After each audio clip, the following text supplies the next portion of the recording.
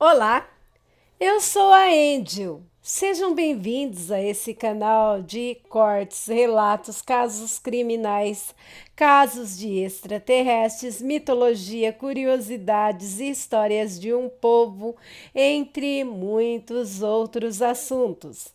Lembrando que esse é um canal eclético e cada dia aqui será narrado um assunto diferente. Se você gosta desse tipo de conteúdo, se inscreve no canal, deixe o seu joinha, o seu gostei e compartilhe com mais pessoas que gostam desse tipo de conteúdo. Você também pode estar deixando os seus comentários aí embaixo do vídeo para eu saber o que mais você quer ver no canal.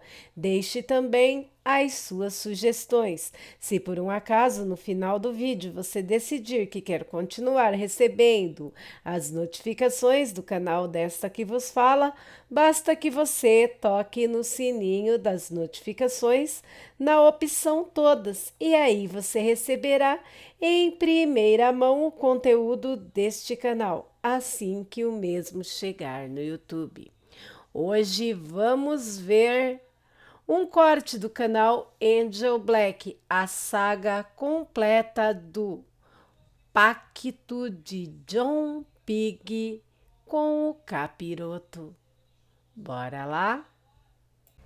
E hoje vamos contar uma história aqui do Torvo, ou explicando melhor, da página intitulada O Torvo, tendo o nome do dono da página também, O Torvo.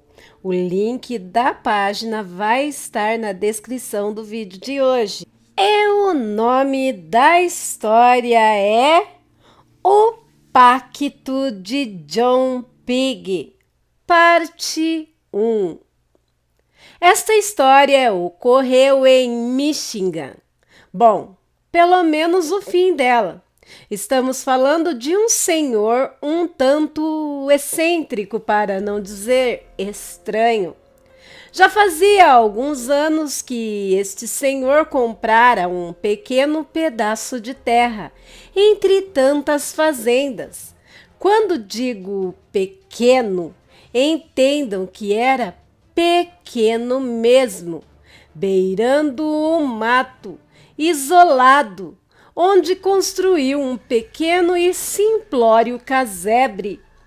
Mesmo fazendo 5 anos de sua mudança para a região, ninguém sabia praticamente nada sobre ele, nem mesmo o nome, tanto que ele ficou conhecido por John Pig.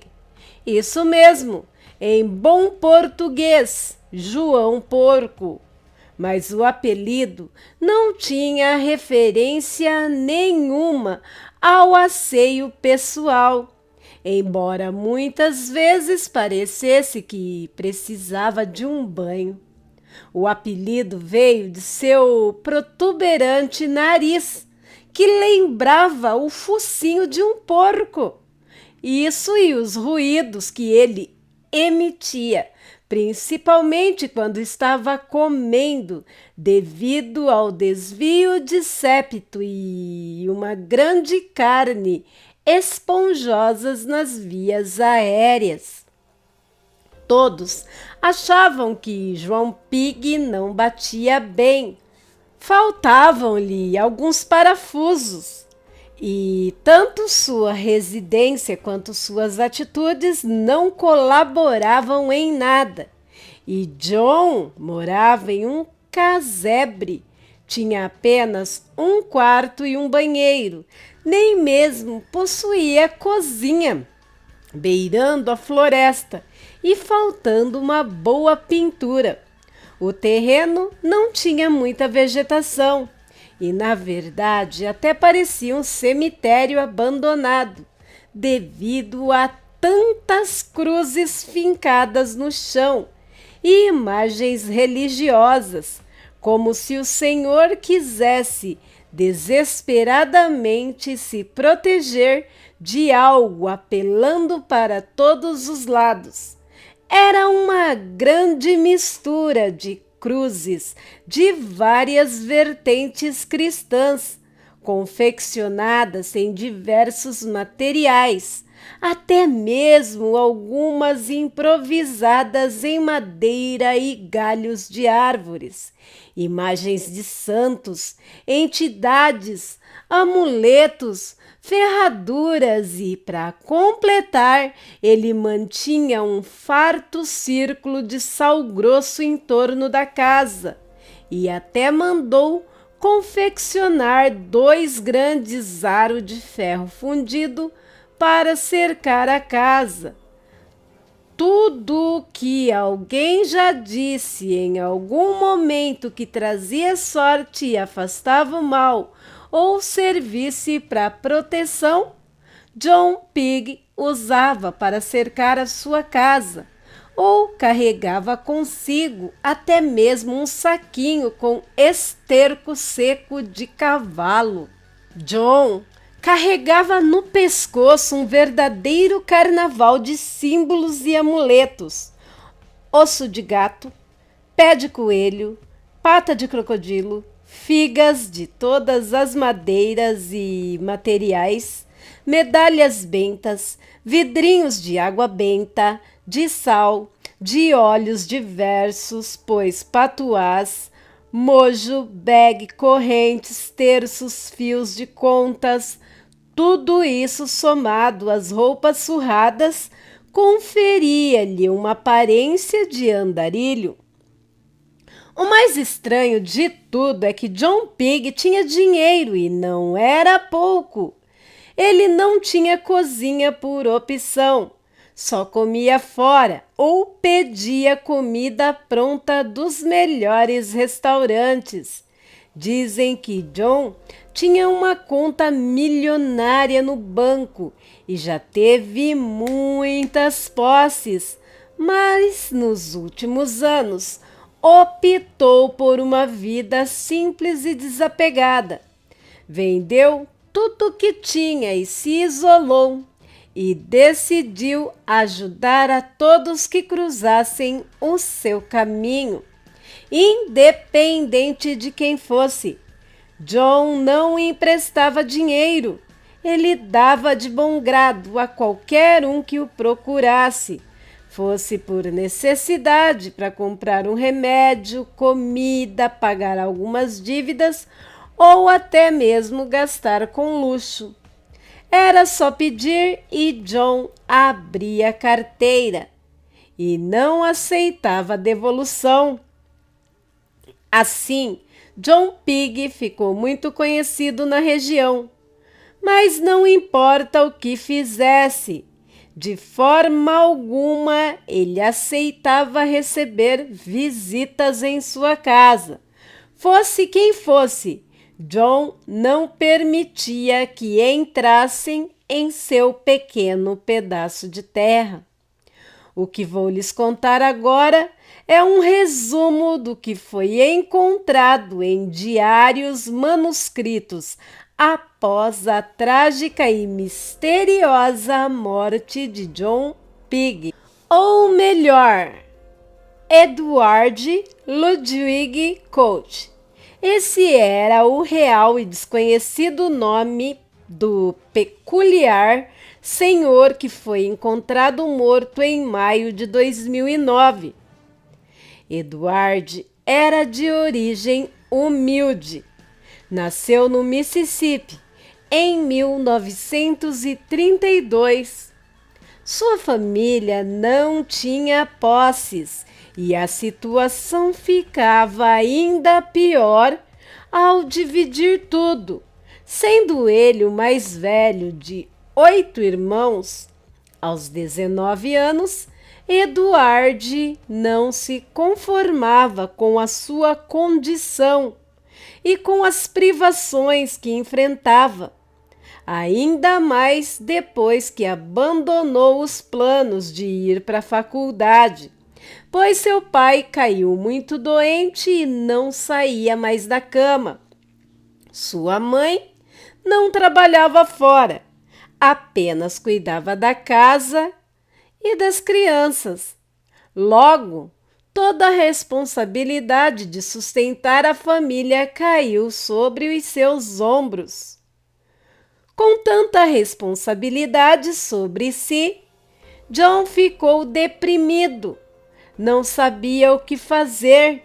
Sentia raiva, pois não poderia viver sua vida para viver a de seus pais e, ao mesmo tempo, se culpava por pensar assim. John sentia-se oprimido pelas dificuldades e preocupações, já que não ganhava o suficiente para manter a casa, pagar as despesas médicas de seu pai e suprir todas as necessidades da grande família. Sem saber o que fazer ou para onde correr, com o banco prestes a executar a hipoteca, John decide esfriar um pouco a cabeça em um bar. Como tantos, afogando as mágoas e descarregando os problemas na bartender. John já nem sabia ao certo que horas eram. Ao fundo tocava Me and the Devil Blue, de Robert Johnson. Foi quando entrou no bar um homem extremamente bem vestido, roupas das melhores grifes, todo de preto, sobretudo um chapéu caríssimo, luvas do mais fino couro, realmente alinhado.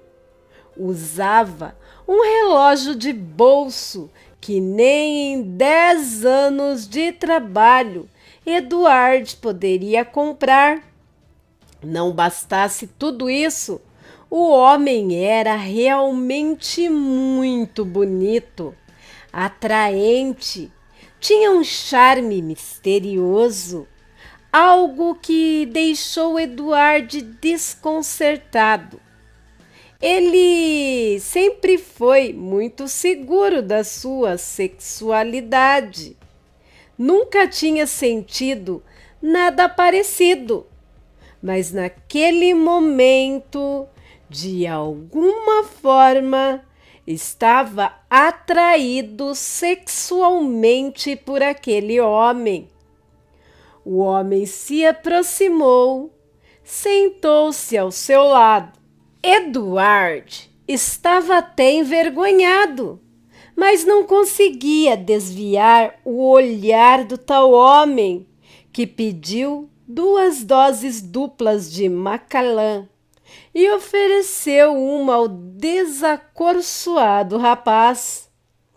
O belo homem, então, iniciou um diálogo, olhando fundo nos olhos de Eduard, e perguntou com uma voz seducente o que Eduard mais desejava. Eduard, movido por puro instinto, sem nem saber exatamente qual a motivação de tais palavras, respondeu que desejava não ter família e logo se arrependeu do que dissera. O homem, então, deu um breve sorriso e disse que isso era muito fácil resolver, mas se pudesse escolher qualquer coisa, dinheiro para nunca mais se preocupar, mulheres, fama, sucesso, qualquer coisa, o que ele escolheria? Antes mesmo que Eduard pudesse responder, o homem acrescentou que não precisavam ser apressados. Se o jovem quisesse mudar de vida, era só procurá-lo em Clarksdale, no cruzamento das rotas 61 e 49, a qualquer hora da noite, e depositar sobre o chão exatamente no centro da encruzilhada, uma moeda específica. Disse isso, colocando uma estranha moeda de prata nas mãos de Eduardo e pedindo para que ele refletisse sobre o assunto. Dito isso, o homem tirou $800 do bolso e colocou sobre o balcão. Terminou sua dose de uísque e agradeceu Eduardo pela estimulante conversa, chamando-o pelo nome. Neste momento, Eduardo percebe que não havia se apresentado. Como aquele homem poderia saber o seu nome? Virou-se para perguntar, mas não encontrou ninguém. Apenas lugar vago, o copo vazio sobre o dinheiro e a moeda em sua mão. Assustado, ele então chamou a bartender, mas ela afirmou que em nenhum momento esteve alguém ali com tal aparência no estabelecimento. Ela ainda insinuou que deveria ser efeito colateral por tomar 2 doses de um uísque tão caro. Eduardo conferiu o dinheiro, deixando-o no balcão. Dava para pagar a conta e ainda sobraria $200 e a estranha moeda. O jovem guardou o troco e a moeda de prata e saiu apressado em direção à sua casa. A noite fora estranha demais para que ele pudesse raciocinar. Tudo o que ele precisava era dormir e colocar a cabeça no lugar. Na manhã seguinte, Eduardo acordou, sem saber se aquilo foi real ou um sonho. Acendeu um cigarro e foi conferir o bolso de seu paletó. Para o seu espanto, lá estava ela, a tal moeda. Parecia coisa muito antiga, o tipo de moeda que colecionadores pagariam muito dinheiro. Como estava de folga aquele dia, ele resolveu passar em algumas lojas de penhores e pedir para especialistas avaliarem a moeda. Mas os esforços não deram frutos. Absolutamente ninguém, nem mesmo colecionadores e especialistas em moedas, puderam identificar ou mesmo avaliar a inusitada moeda. As inscrições não bateram com nenhuma língua conhecida, nem mesmo entre as línguas mortas. Os símbolos, no máximo, indicavam algo ligado a alguma forma de ocultismo. Não era um objeto que pessoas ambicionavam adquirir. De fora que a conclusão foi que o máximo que poderiam pagar era o peso da moeda em prata, o que definitivamente dissuadiu Eduardo de se desfazer do objeto. Ao retornar para casa, mais uma bomba caiu sobre Eduardo. Entre as correspondências, veio a notícia que o banco estava executando a hipoteca e que em 15 dias o imóvel deveria ser desocupado. Ed não adiantava mais. Ele estava literalmente sendo esmagado por tudo e por todos. Em um momento de desespero, já beirando a loucura, decidiu ir procurar o tal homem, mesmo que não fizesse sentido algum. Não lhe parecia algo lógico. Mas, como várias vezes ele fazia freelancer no turno da noite para completar a renda, não precisaria arrumar desculpas para sair. Então, esperou chegar próximo das 18 horas e saiu dirigindo em direção à famigerada encruzilhada. Não ficava muito longe, em torno de 40 minutos dirigindo.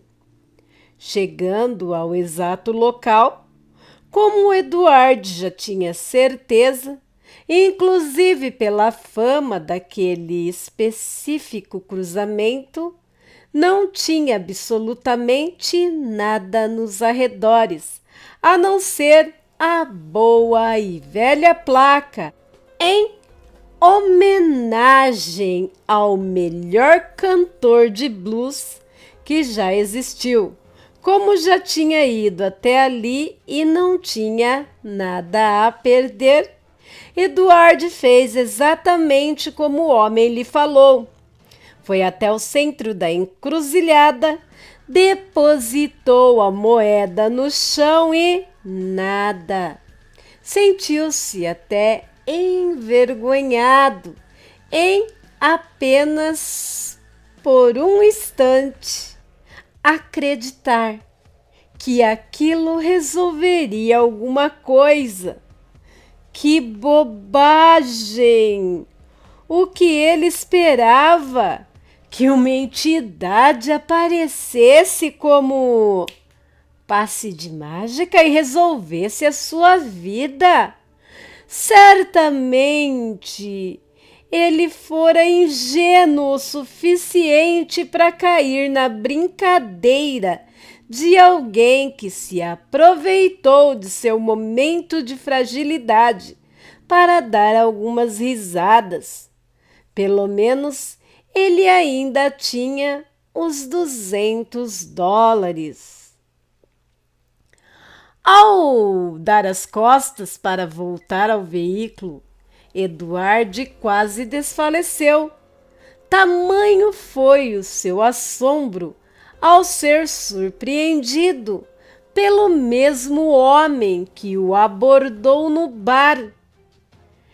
Tão bem vestido quanto, encostado no capô de seu carro, o homem segurava a tal moeda com 2 dedos estendidos para cima.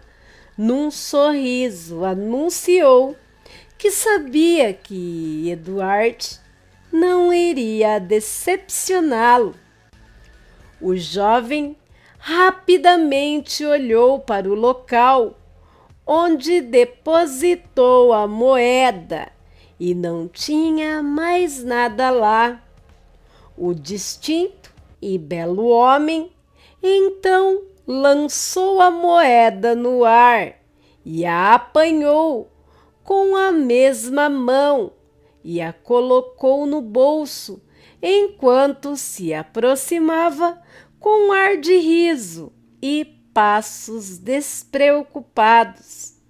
O rapaz não podia acreditar que aquilo estava acontecendo mesmo. Talvez toda a lenda sobre o local e o cantor de blues fosse real. Talvez ele estivesse mesmo na presença do demônio. Ou talvez fosse apenas uma pegadinha bem armada, como sua mente insistia em afirmar para manter a sua sanidade. E aquele homem tivesse pago alguém para vigiá-lo e encontrava-se escondido em algum arbusto quando ele chegou ao local. Sabe-se lá com que propósito. Qualquer que fosse o caso, ele já estava ali, tentando manter a racionalidade, talvez ainda lhe rendesse mais alguns trocados, como os $200 da noite anterior. Então, decidiu seguir o rumo que aquilo tudo levaria, mesmo que fosse uma provável brincadeira extremamente bem elaborada. Seriam mais alguns minutos fora de sua realidade. Então, decidiu entrar no jogo. Eduardo começou perguntando o nome daquele que vos falava. O homem, então, respondeu que tinha muitos nomes, tantos que nem mesmo ele se lembrava qual o original, mas que já o chamaram de Estrela da Manhã, o Portador da Luz, Samael, Lúcifer, Satanás, que por sinal significa aquele que contesta, opositor de ideias, o tenebroso, tinhoso, encourado, anjo caído, olho que tudo vê, rei dos demônios ou diabo, que significa aquele que possui força, divindade que concede desejos, gênio, nem bom nem mal. E mais recentemente, parecia que a criatividade acabou e a calúnia tomou o lugar. Até de inimigo, destruidor e pai da mentira o chamam, título que ele veemente renegou. Afinal, em toda sua longa existência, nunca contou sequer uma mentira. Ainda acrescentou que se dispôs a estar ali para mudar a vida de Eduardo e que tinha visto um grande potencial nele. Eduardo começou a sentir uma onda de pavor percorrer seu corpo, mas ainda se agarrou ao fato de que aquilo não poderia ser verdade. Sempre fora muito cético quanto à existência de tal ser. Então se arriscou a continuar e perguntou o que ele ganharia, já que a promessa era de mudar a sua vida, e qual seria o preço. O homem respondeu então que daria tudo o que Eduardo quisesse e precisasse. Jamais lhe faltaria luxo, dinheiro, bens, casas, carros. Se ele quisesse fama, sucesso, mulheres e homens para atender aos seus desejos, tudo estaria ao alcance de suas mãos. As melhores faculdades, as melhores colocações na carreira profissional. O que escolhesse ou, se quisesse, nunca mais trabalhar.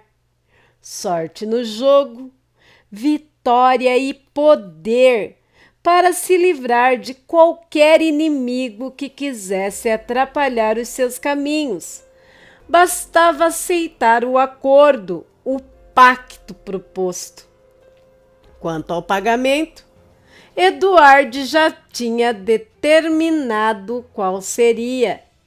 Ele receberia seu próprio desejo mais profundo e sincero, e, claro, teria de marcar uma pessoa a cada 7 anos com um símbolo que receberia ao selar o contrato. Algo bem simples. Eduardo então riu, mais por nervosismo do que qualquer outro motivo. Aquilo tudo definitivamente não poderia passar de uma brincadeira. Era bom demais e irracional demais para ser verdade. Mais uma vez o rapaz se envergonhou de permitir-se acreditar naquilo tudo.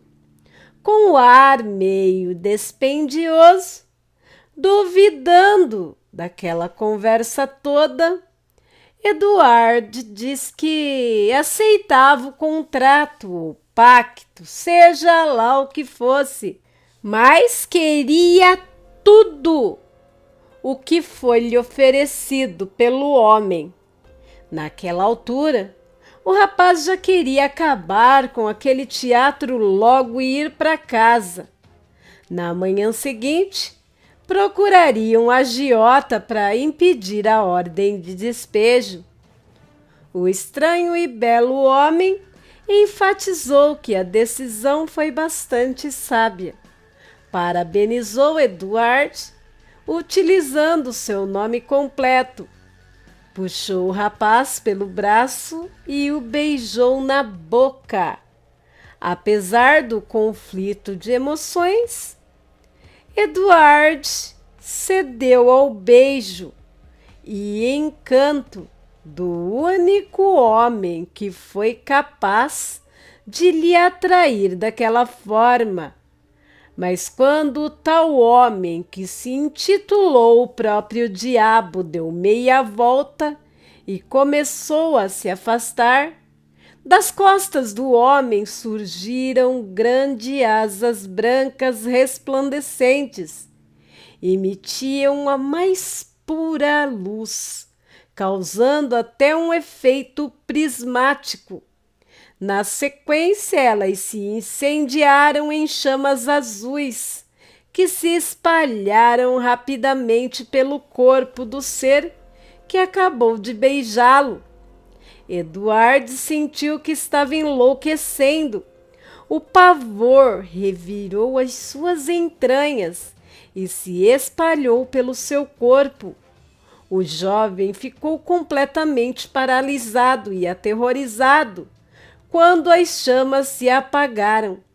Eram como se uma fenda tivesse se aberto no centro da encruzilhada.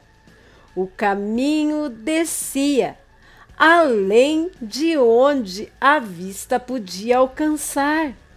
Havia uma espécie de névoa escura.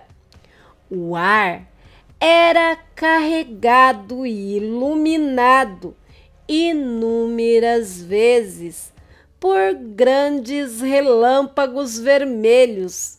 Daquela fenda saíam cinzas, como as de um incêndio florestal, e um vento que parecia mais gélido que a própria morte.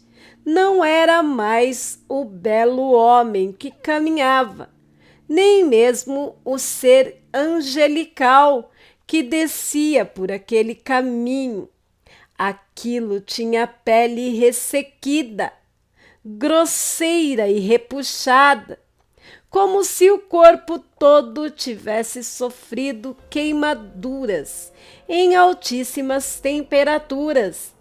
As asas eram encouradas, negras, como a mais profunda escuridão. Mesmo de costas, era visível que da cabeça lhe saíam 2 pares de chifres, tão escuros quanto as asas, 2 enrolados como os de um velho bode, e 2 que envolviam o topo da sua cabeça como uma coroa.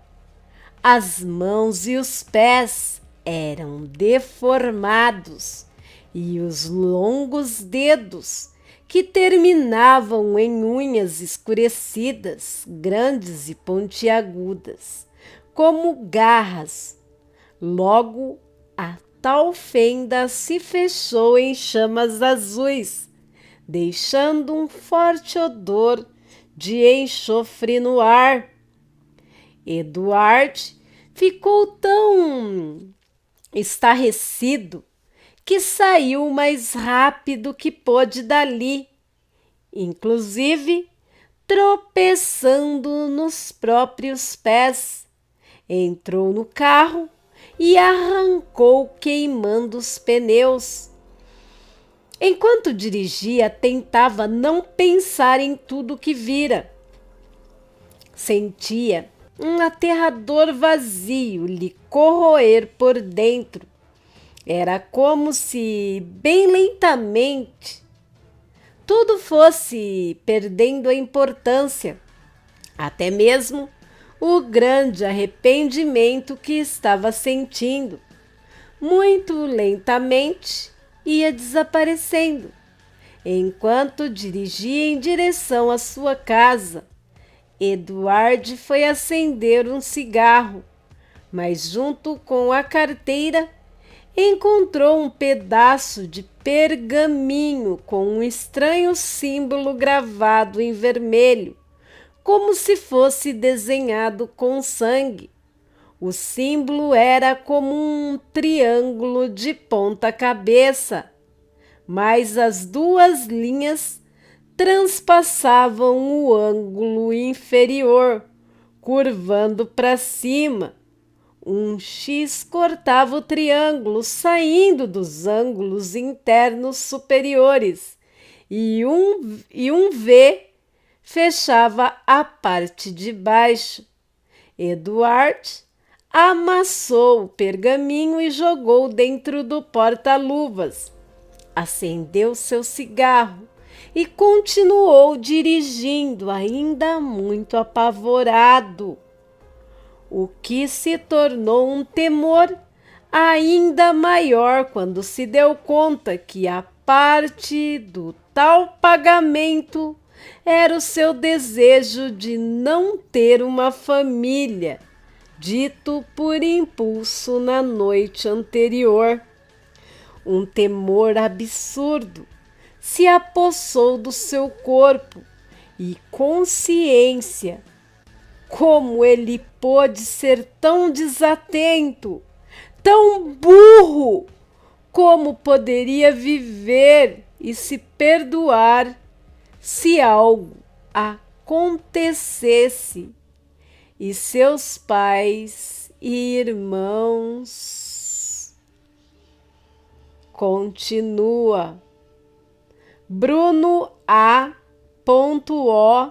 Sanglard, 30 de setembro de 2022. O Pacto de John Pig, parte 2. Eduardo entrou na rua de casa. Na mesma hora, seu coração gelou e apertou. A certeza que algo terrível tinha acontecido lhe causou indescritível dor e sofrimento. Sua casa? Sua casa estava cercada de viaturas, bombeiros, jornalistas e carro de perícia forense, além de, é claro, de inúmeros olhos curiosos. Ed não precisou questionar nenhum dos oficiais. O seu íntimo estava já com a certeza de que seus familiares estavam todos mortos. Ao se aproximar e passar pela multidão, o rapaz se deparou com o corpo de sua mãe sendo retirado da casa. Não sabia explicar como, mas o corpo dela estava seco, desidratado, rígido, como se até a última gota de umidade fosse drenada juntamente com sua vida. Apesar do rosto repuxado e deformado, ainda era a face de sua mãe, congelada em uma expressão de extremo horror, a boca descomunalmente aberta em um eterno grito mudo. O chão sumiu de seus pés. Eduardo não conseguia escutar o som da multidão, nem mesmo seus urros de dor, desespero e culpa. O que ele tinha sido capaz de fazer? A dor foi tamanha que o rapaz desabou e o vômito veio espontâneo em meio às lágrimas. Seus dedos afundaram no gramado. O ar lhe faltou aos pulmões e tudo ficou escuro. Aproximadamente meia hora mais tarde, Ed acordou com uma ambulância e se deu conta que aquilo não fora pesadelo. Ao ser liberado, todos os 9 corpos mumificados de seus familiares já tinham sido retirados. No entanto, as moscas varejeiras ainda saíam aos milhares da casa, provocando um zumbido infernal. O rapaz não conseguiu ficar mais nem um segundo naquela casa após dar o seu depoimento. Ele se dirigiu a um hotel que cabia em seu apertado orçamento. O laudo da perícia informava que a causa mortis foi inconclusiva. Aparentemente, uma variação de combustão espontânea coletiva que desidratou completamente os corpos de dentro para fora. Após correr toda a parte burocrática, liberação e cremação dos corpos, já tinham se passado algumas semanas de luto, depressão e solidão. Então, Edward foi convocado a comparecer a um escritório de advocacia.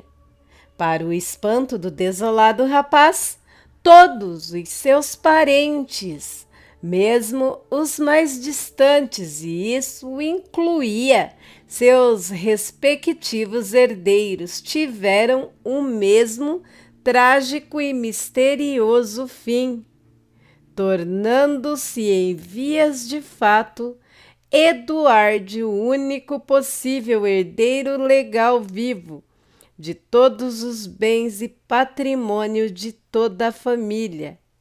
A soma da fortuna passava os 9 dígitos. Edward acabara de herdar, além do dinheiro, carros, imóveis, investimentos, apólices de seguro, ações em empresas, inclusive a posição de sócio majoritário em 2 empresas de sucesso, uma rede de restaurante e mais algumas empresas pequenas. Realmente ele não precisaria trabalhar pelo resto de sua vida, se assim desejasse. No dia seguinte, apesar de não ter se dado conta de sua nova realidade, Edward foi até o banco quitar a sua dívida, mas se surpreendeu mais ainda ao ser informado de que um benfeitor anônimo quitou suas dívidas na manhã seguinte ao falecimento de sua família. Ainda assim, Edward continuava traumatizado, deprimido e solitário. E assim, os dias foram passando, depois semanas, até que o vazio que crescia dentro de Ed, desde o seu misterioso encontro, corroeu boa parte dos seus sentimentos. Tudo ia vagarosamente perdendo a importância, até mesmo seu remorso e sentimento de culpa. Aos poucos, Ed começou a viver e desfrutar de sua riqueza. Renovou seu guarda-roupa, começou a movimentar a sua generosa conta bancária, tomar posse de seus cargos, comparecer a reuniões, investir Em aproximadamente um ano, ele estava vivendo a sua vida ao máximo. Tudo o que ele queria ia até ele sem nenhum esforço, embora se divertisse em grande estilo, inclusive gastando sem medo em Vegas. Ainda sentia solidão e o vazio dentro de si só fazia crescer.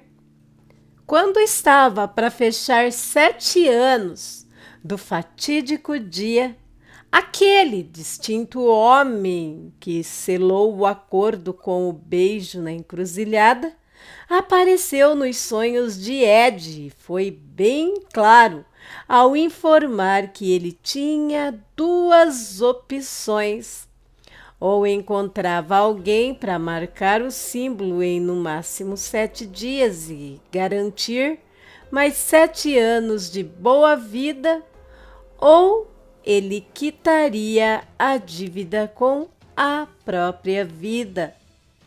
Eduardo acordou realmente apavorado. Não queria ver nunca mais aquele ser. A visita despertou-lhe feridas antigas não cicatrizadas. Para piorar, em sua mão esquerda estava aquele mesmo pedaço de pergaminho pintado a sangue que Eduardo esquecera completamente no porta-luvas de seu primeiro carro. Ed ficou transtornado nos dias que se seguiram. Tinha medo do que aconteceria se marcasse alguém com aquele símbolo, mas tinha ainda mais medo do que aconteceria a ele se não o fizesse. Foi realmente torturante o peso do dilema, principalmente pelo fato de que Ed tinha quase certeza de que ouvira por diversas vezes rosnados vindos das sombras em becos debaixo de sua cama. Qualquer canto escuro, ele sentia-se observado a cada instante e por vezes pensou ter visto olhos vermelhos espreitando-o nas sombras. Isso e o fato de que qualquer cachorro que cruzasse o seu caminho, por menor que fosse, parecia querer arrancar sua cabeça. Logo ele, que sempre se dera tão bem com qualquer animal, somente na tarde do 6º dia, pressionado pelo prazo dado pelo próprio rei do inferno, Ed decidiu escolher alguém aleatório para que provavelmente ser o sacrifício. Eduardo preparou tudo para qualquer que fosse a ocasião. Reservou a cobertura do hotel cassino mais caro que pôde encontrar em Vegas. Garantiu que ninguém o perturbasse e que absolutamente ninguém, nem mesmo os funcionários, vissem ou ouvissem qualquer coisa relacionado à cobertura e a sua estadia, é claro, dispondo de um considerável valor extra a qualquer um que precisasse ter o silêncio comprado. Deixou seus seguranças de prontidão, caso precisasse de um serviço de limpeza completo no final da noite. Acendeu velas no quarto, arrumou tudo para uma tórrida noite de sexo. Deixou ocasionalmente um pincel, tinteiro e tinta vermelha na mesa de cabeceira. Quando a noite caiu, Ed mandou um de seus seguranças investigar e contratar uma garota de programa que não fosse muito visada, que provavelmente ninguém daria falta, e pagou 7 vezes o valor de uma noite completa e exclusiva. Obviamente, a mulher aceitou sem pestanejar e foi ao encontro de seu amante de apenas uma noite, sem levantar suspeitas, quase sem ser notada por qualquer pessoa.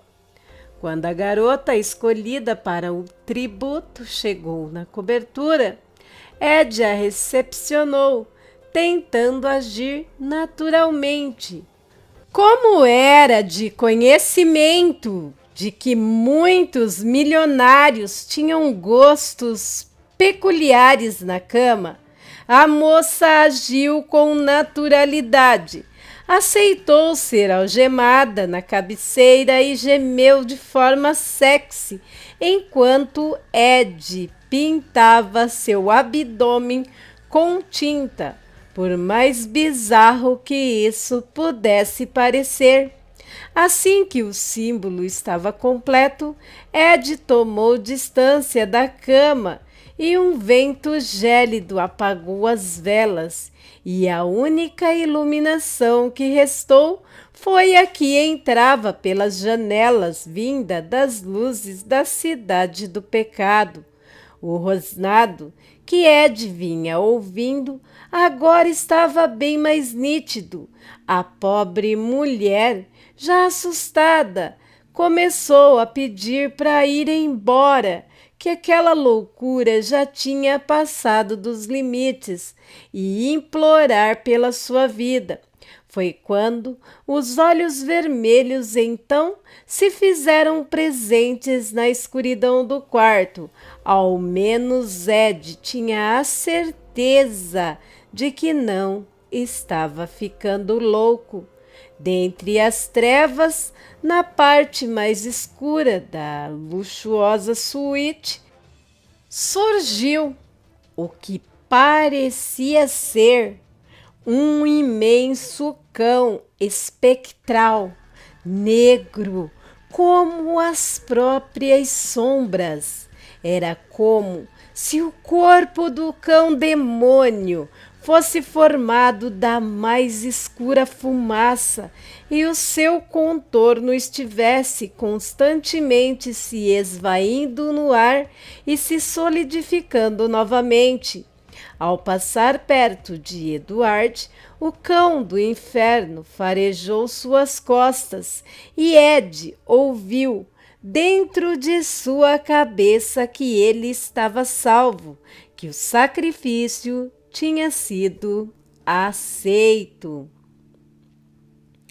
Ao ver a criatura, a pobre moça entrou em profundo desespero. Absolutamente apavorada, ela gritou inutilmente por socorro, enquanto lágrimas enegrecidas pelo excesso de maquiagem molhavam e manchavam-lhe a face. Então, o Hellwood saltou sobre a cama, abocanhando a mulher pela cintura. O ataque não durou muito. Em questão de 1 minuto e meio, o corpo da mulher estava esquartejado. Tamanha a ferocidade do ataque. Ed ficou enojado com o cheiro de sangue e estarrecido com a cena que vira, principalmente quando viu a besta arrancar e sair arrastando o espírito e a alma daquela mulher, que ainda gritava apavorada por socorro, até a escuridão e desaparecer completamente do plano material. Também sentiu-se temeroso e gratificado por não ter sido ele a passar por aquilo. E apesar de assustado com as suas conflituosas emoções, Ed sentiu satisfação em ver o sofrimento daquela mulher e saber que tinha barganhado mais 7 anos de vida.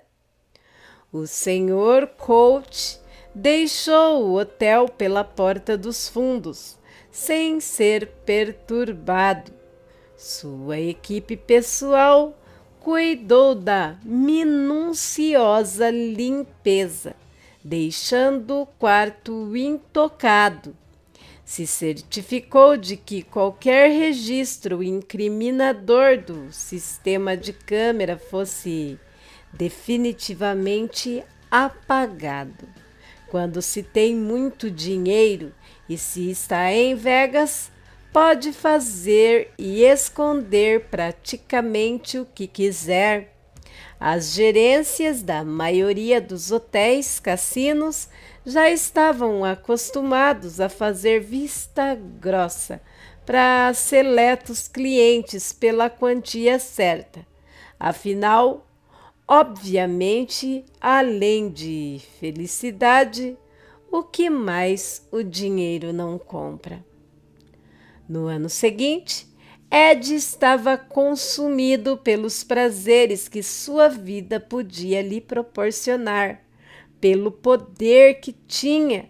Bastava que alguém lhe incomodasse e ele só precisava pedir um favor para o tinhoso, e a pessoa logo saía do seu caminho de alguma forma. Sentia-se muito bem com isso, embora a solidão ainda o afligisse. Foi nessa época que Ed se apaixonou por uma linda mulher. O namoro durou alguns meses, mas no dia em que Ed decidiu pedi-la em casamento, exatamente o dia em que ela descobriu estar grávida de 3 meses, seus planos foram cruelmente dilacerados. Quando Ellen deu a notícia e lhe mostrou o exame, sentiu grande dor e começou a sangrar. Ed imediatamente levou sua amada ao melhor hospital, mas nada pôde ser feito. O feto já estava morto. O médico que fez a curetagem, no momento em que o feto foi retirado do ventre de Ellen, ficou tão aterrorizado e abalado com o que vira, não podia explicar e desmaiou. Não se tratava de um bebê comum, era algo enrijecido e deformado. Provocou grande hemorragia e quase ceifou a vida de Ellen ao ser expelido. O que quer que fosse, aquilo não poderia ser humano. Tinha chifres nascendo do crânio, ainda em formação. Os olhos eram totalmente pretos. Não que algum feto tenha uma feição bonita, mas aquilo era realmente deformado. A boca era desproporcional e sem lábios. Tinha dentes pontiagudos nascendo por toda a cavidade oral. Não possuía nariz e estava infestado por larvas. A junta médica não pôde explicar como aquilo ocorreu. Todos da equipe ficaram chocados. Até mesmo o útero de Ellen apresentava sinais iniciais de necrose e estava sob ataque de larvas. Nada puderam fazer, a não ser uma histerectomia radical. Ao sair da cirurgia, Ellen ficou extremamente abalada com a notícia e Ed tentou confortá-la da melhor forma possível. afirmando que não se importava e que poderiam adotar quantos filhos ela quisesse. Mesmo com o jantar frustrado, Ed achou que era hora de pedir a mão de Ellen. Seria mais que uma prova de amor na atual conjuntura. Ellen, em prantos, aceitou o pedido, mas ao proferir uma única palavra, tão simples e tão cheia de significado, um simples sim, a sua expressão mudou. Ellen ficou transtornada e olhava com horror para Ed, e aos gritos ela questionava o que ele tinha feito com o seu Edward e o chamava de demônio.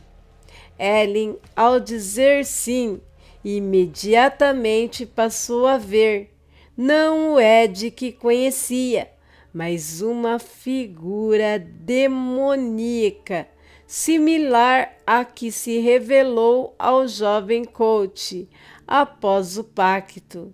Neste momento, Edward lembrou do seu primeiro desejo naquela noite, naquele bar: não ter família.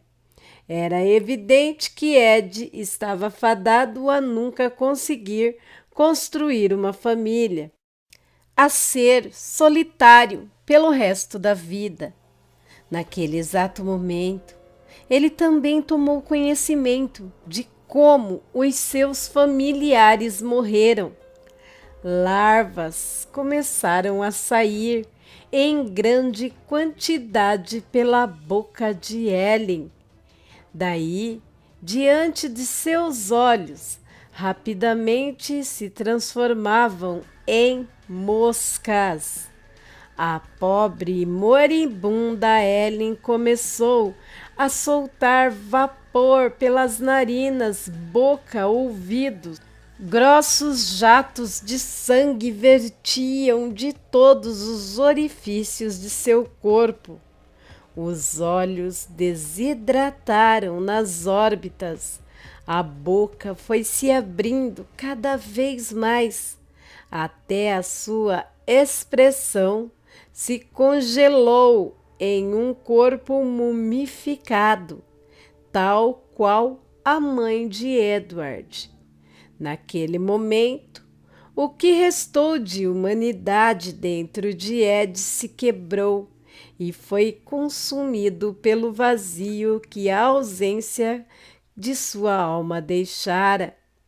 Ed não sentia mais culpa, dor, remorso, tristeza, medo, absolutamente nada. Tudo que o tornava humano tinha desaparecido. Já o prazer em provocar sofrimento, a sede por poder, o ódio, a ira, soberba, arrogância, todo o resto foi fortalecido exponencialmente. Ed então se virou e foi embora do hospital, deixando mais um cadáver ressequido para trás. Desta vez, a polícia se empenhou nas investigações, mas por falta de provas e com o esforço dos melhores advogados que o dinheiro podia pagar, somado à cobrança de alguns favores, Ed saiu completamente inocente. Os anos que se seguiram foram guiados pela crueldade e sadismo de Edward Coach, caráter que se manifestava ao ápice a cada 7 anos. Continua. Bruno.A.O. Sanglade, 3 de outubro de 2022. Agora, sem mais delongas, vamos para a história de hoje, que é o último capítulo do Pacto de John Pig, da página O Torvo, publicado pelo dono da página, o próprio Torvo. Final: o Pacto de John Pig. Para os seguintes anos sacrificiais, Ed tinha tudo arrumado. Providenciou uma propriedade com isolamento acústico e longe de tudo, isolada, no meio da floresta, e até a saída na estrada que levava ao local era de difícil acesso e difícil de ser notada. O lugar estava acima de qualquer suspeita e equipado com tudo que Ed poderia precisar. Acontece que Edward tomou gosto pelos sacrifícios. Começou a torturar as suas vítimas, às vezes por até 7 dias, para só então marcar o símbolo ou o sigilo no tributo. Toda aquela dor e horror causavam-lhe grande prazer. Ed gostava de variar as técnicas de tortura, experimentar. Removia unhas, açoitava e depois banhava em salmoura e álcool. Removia pedaços de pele, testava o efeito de diferentes maçaricos na carne humana, quebrava e arrancava dentes, removia a língua, pálpebras, olhos, amputava dedos, membros, orelhas, nariz e às vezes obrigava as vítimas a praticarem a antropofagia com a própria carne. Utilizava medos e fobias, torturava psicologicamente até que elas quebrassem e implorassem pela morte. Também diversificou a forma de marcar o sigilo, aquele símbolo, e marcava com o sangue do próprio tributo, ou seja, com o sangue da própria vítima, com ácido, com faca, escarificação. Até mandou fabricar um ferro de marcar de tamanho considerável. Ed até tentou adiantar o sacrifício, mas não importava o que fizesse, o sigilo só surtia o efeito desejado a cada 7 anos. Não precisava se preocupar com vestígios. Seus seguranças escolhiam minuciosamente os tributos, pessoas que ninguém daria falta, e o local era extremamente bem preparado para facilitar máximo a limpeza.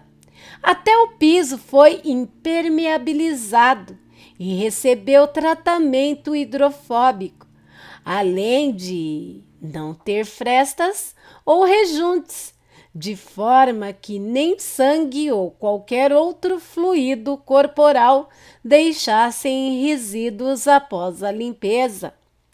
Qualquer pertence era incinerado e os restos dos corpos eram diluídos em ácido fluorídrico, neutralizados, liofilizados e incinerados, e só então descartados em água corrente.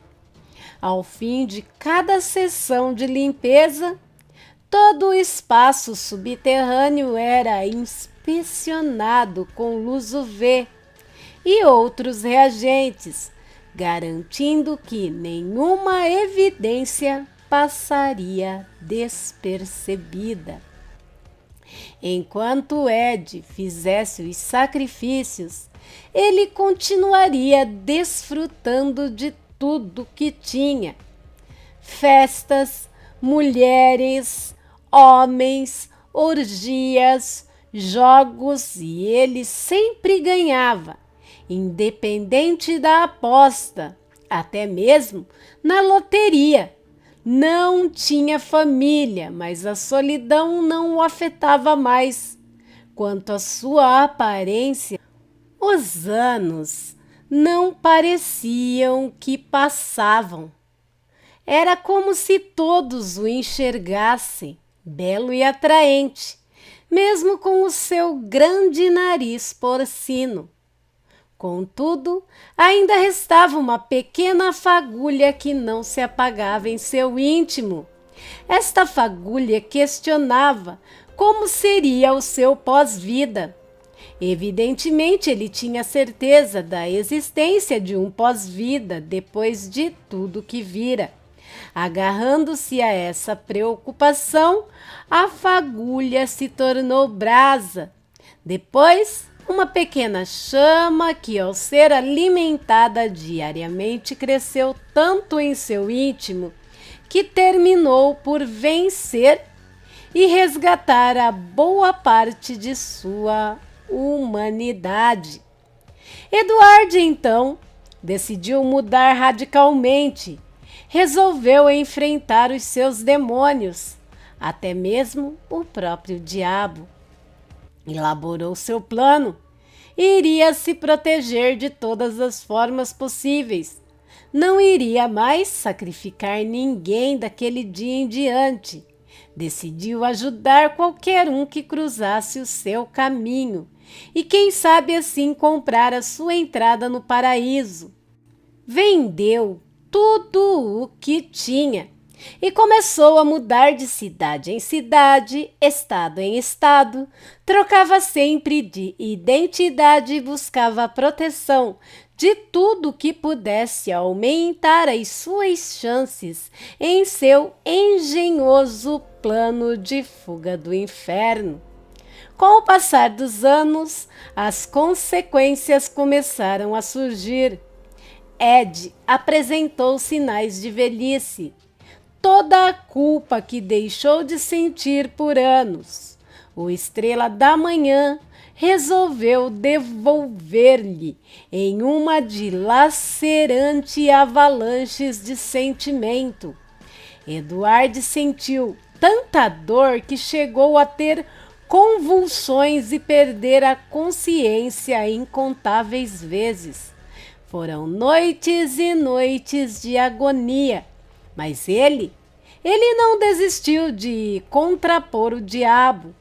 Juntou seus cacos, buscou forças de onde não existia e saiu ajudando a todos e tentando ao máximo encobrir os seus rastros. Cada mudança trazia uma nova identidade. Joseph, Colin, Arnold, Patrick, e a cada condado acrescentava muita quinquilharia de tudo que pudesse protegê-lo em qualquer crença e religião.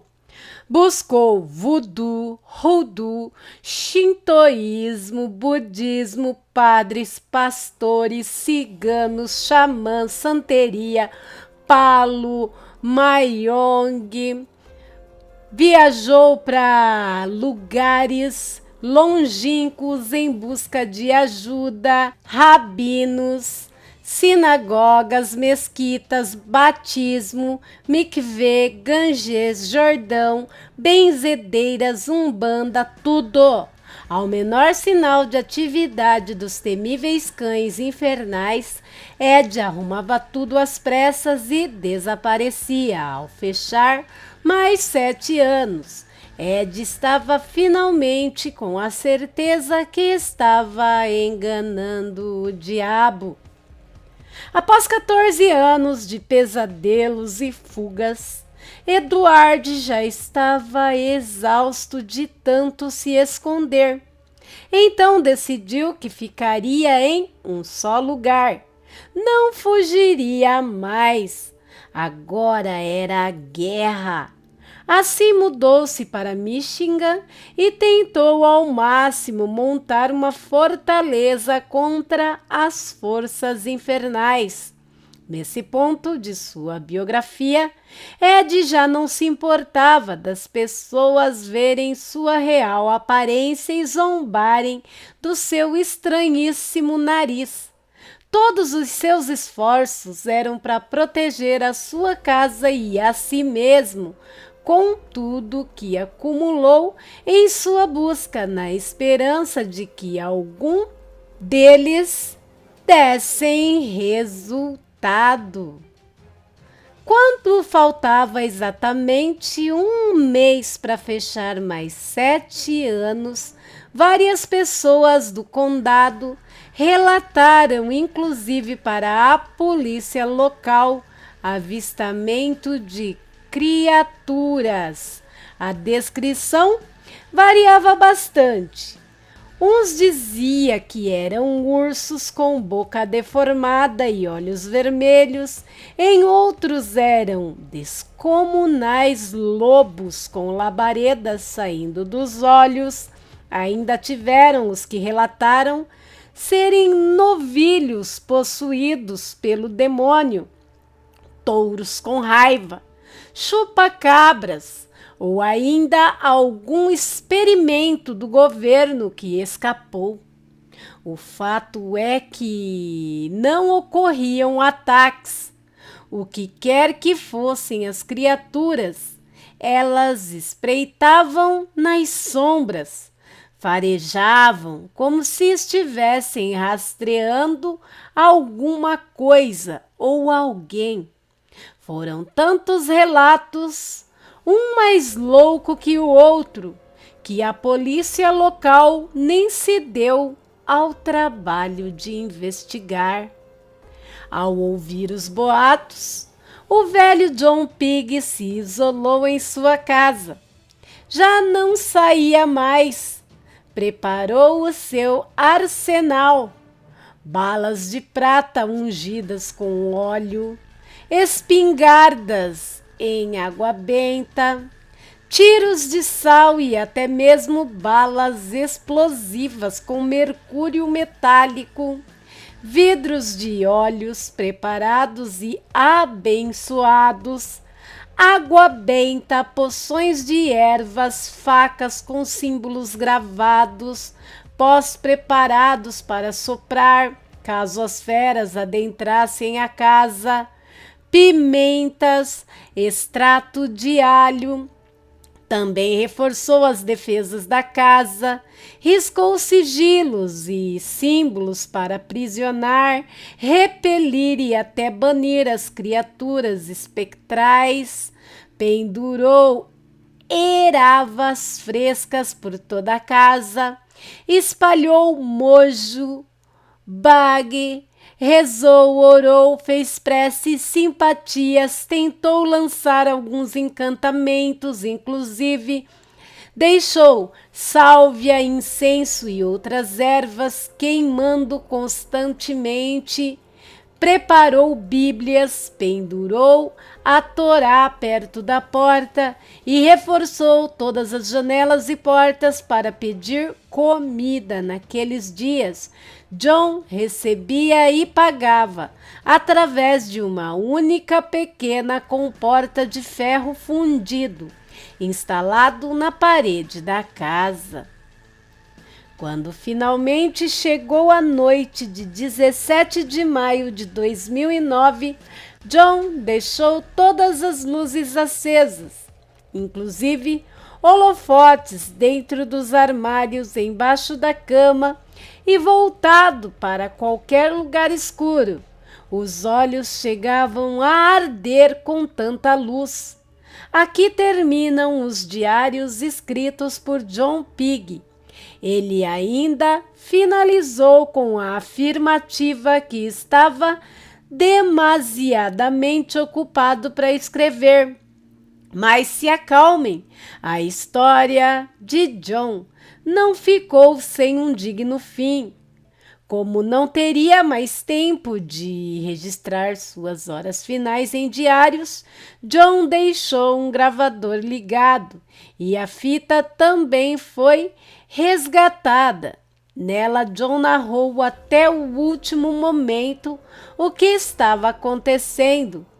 Naquela madrugada, os vizinhos mais próximos da fortaleza de John ouviram o trote, arfadas e grunhidos de animais muito pesados, passando em grande velocidade pela rua. Em seguida, começaram a ouvir vários estampidos de tiros vindos da casa de John. Na gravação, John narrou o que se mostrou eficaz e o que nem sequer retardou as bestas demoníacas. Contudo, dificilmente um ser humano consegue pensar em todas as probabilidades. Depois de alguns minutos de uma verdadeira guerra, a voz de John foi tomada por um absoluto pavor. Com tantas luzes acesas, John nem pensou que em algum momento e na posição correta, ele mesmo projetaria sua sombra, o que abriu caminho para os cães infernais que viajam pelas sombras adentrassem sua casa. John repetiu na gravação o quanto foi desatento, totalmente apavorado. Descreveu quando os ferozes cães espectrais brotaram do chão, se materializando na sua própria sombra. John usou tudo o que pôde, mas nem mesmo a água benta e os olhos ungidos, ou mesmo o exorcismo em bom latim, sequer surtiu efeito sobre as feras. Os gritos agonizantes de John e o som dos cães rasgando sua carne foi tão angustiante que provocou ânsias de vômitos enquanto ouvíamos. Enfim, o ataque foi interrompido pelo que parecia ser o som de um incêndio, seguido de gritos e gemidos de agonia. John, agonizando à beira da morte, ainda foi capaz de demonstrar espanto. Ele repetiu algumas vezes as seguintes palavras: "Não! Não! Você não! Vai embora! Vai de retro em nome de Deus! Volte para o inferno, demônio! Em nome de Deus eu te exorcizo!" John até mesmo tentou recitar exorcismo em latim e hebraico, mas sem nenhum efeito. Junto com o apavorante som de chamas e profunda dor, foi possível ouvir uma voz gutural, grave e áspera, que se sobressaiu a tudo. Essa voz afirmou entre sinistras gargalhadas que John, sendo uma criatura tão miserável e insignificante, fora muito ingênuo em acreditar que escaparia de suas mãos, além de que se divertira tanto vendo os esforços de John que decidiu torturá-lo em vida por mais alguns anos. Mas agora era tempo de acertar os pratos da balança. E como John foi tão esforçado em medir forças com ele, o portador da luz decidiu vir buscá-lo pessoalmente. Nesta hora, a voz de John começou a falhar. Ele implorava aos céus e a tudo que podia por uma segunda chance, qualquer coisa que o livrasse daquele terrível destino. Por fim, a apavorante voz começou a proferir uma espécie de cântico, algo sombrio e incompreensível, se é que exista de fato a única forma de descrever o que ouvimos. É que aquela é a infernal língua dos demônios.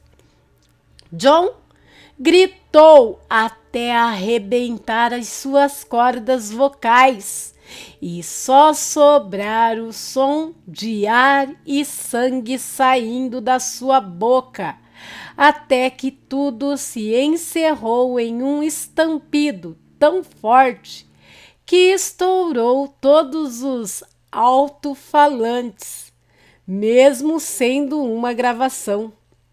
Ficamos com os ouvidos zumbindo por pelo menos meia hora.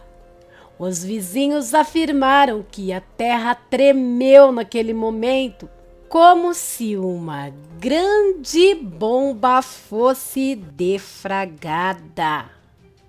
Ao entrarem na pequena casa de John, após grande esforço para derrubar a porta, a única coisa que restou foi caos entre vidros quebrados, o intoxicante e característico cheiro de enxofre e cartuchos de disparo, entre cinzas, óleos e muito sangue. Tinham profundas marcas de garras por todo o chão. O sangue de John estava espalhado por todos os lados. O rastro de sangue e marcas de mão deixavam claro de que John fora arrastado até uma parede com uma grande marca de queimado e resíduos de enxofre, mas absolutamente nada de corpo.